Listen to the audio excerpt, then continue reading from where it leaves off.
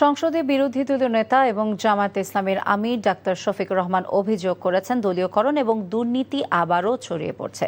গণভোটের রায় বাস্তবায়ন এবং জুলাই সনদ মেনে না নিলে বৃহত্তর আন্দোলনের হুঁশিয়ারিও দেন তিনি। শনিবার সিলেটে 11 দলীয় ঐক্যের সমাবেশে তিনি এসব কথা বলেন।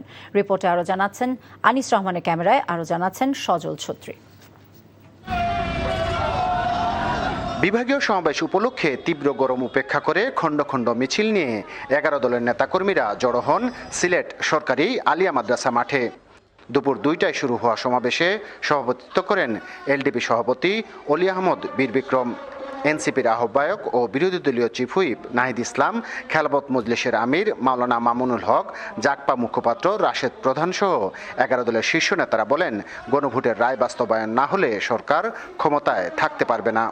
এই বিএনপি গত 16 বছর ধরে সংস্কারের মূলা ঝুলিয়ে 31 দফার মূলা ঝুলিয়ে জনগণের সাথে প্রতারণা করেছে। ফলে জনগণের মধ্যে যে নতুন আস্থা তৈরি হয়েছিল, সেই আস্থা তারেক রহমানের সরকার ধরে রাখতে পারবে না।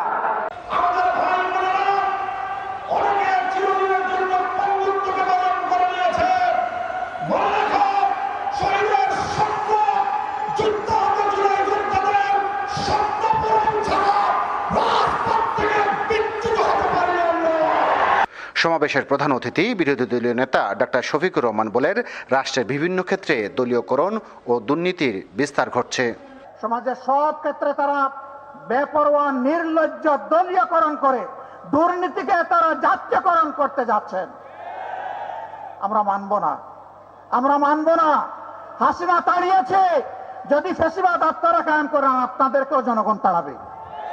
গণভোটের রায় না মানলে বৃহত্তর আন্দোলনের ডাক দেওয়ার ঘোষণা দেন জামায়াত আমির। গণভোটের গণরায় বাস্তবায়ন করতে হবে। আপনারা উভয়ে ভোট চেয়েছেন, সরকারি দল ভোট চেয়েছেন, বিরোধী দল ভোট চেয়েছেন, আমাদেরকে হা ভোট দিতে বলেছেন, আমরা হা ভোট বিজয়ী করে দিয়েছি। এখন আমাদের হা ভোটের বাস্তবায়ন দেখতে চাই। এখন কোন ধানাই ফালাই মানি না। গণভোটের রায় বাস্তবায়ন, সংবিধান সংস্কার, পলাতক শেখ হাসিনা ও তার সহযোগীদের বিচার দাবিতে বিভাগীয় সমাবেশের আয়োজন করে 11 দল। সজল ছত্রী, এনটিভি নিউজ, সিলেট।